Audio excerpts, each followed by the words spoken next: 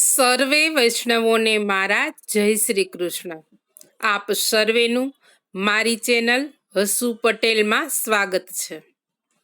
આજના સત્સંગમાં આપણે સાંભળીશું શ્રી મહાપ્રભુજીના 84 બેઠકજીના ચરિત્રમાંથી બેઠકજી 74, શ્રી પુષ્કરજીના બેઠકજીનું ચરિત્ર.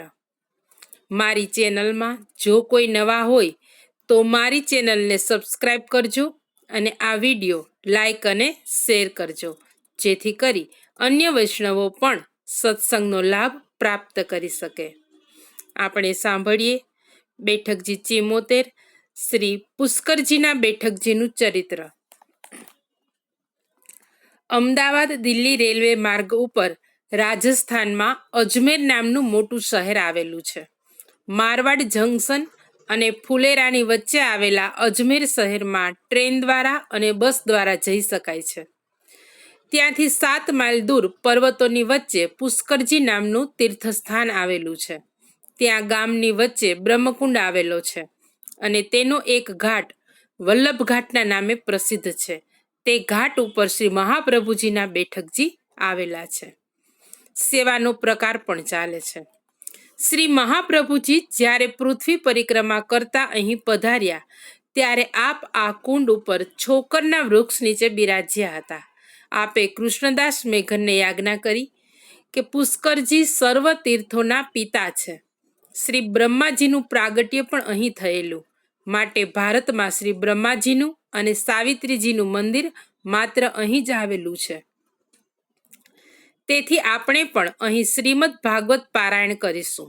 આપ શ્રીએ શ્રીમદ ભાગવતના પારાયણની તૈયારી કરી ત્યારે પુષ્કરજી તીર્થ બ્રાહ્મણનું સ્વરૂપ ધારણ કરી આપ શ્રીની પાસે આવ્યા અને વિનંતી કરી કે મહારાજ, આપ સર્વ તીર્થોને સનાથ કરવા પૃથ્વીની પરિક્રમા કરો છો, ત્યારે મને પણ સનાથ કરો. આપે યાજ્ઞા કરી કે તમે તો સર્વ તીર્થોના પિતા છો, તમે આવું શા માટે કહો છો?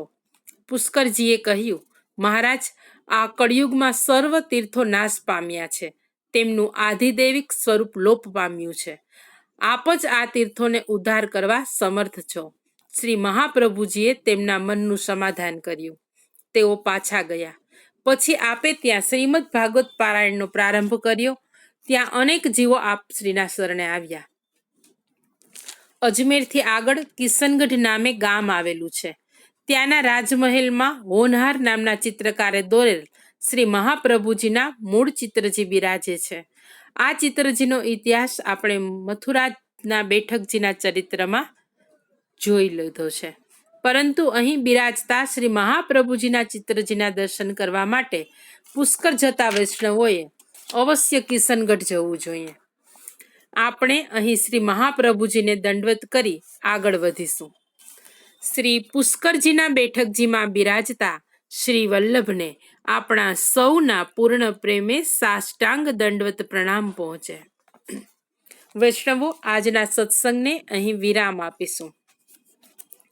શ્રી વલ્લભાધીશ કી જય. સર્વે વૈષ્ણવોને મારા જય શ્રી કૃષ્ણ.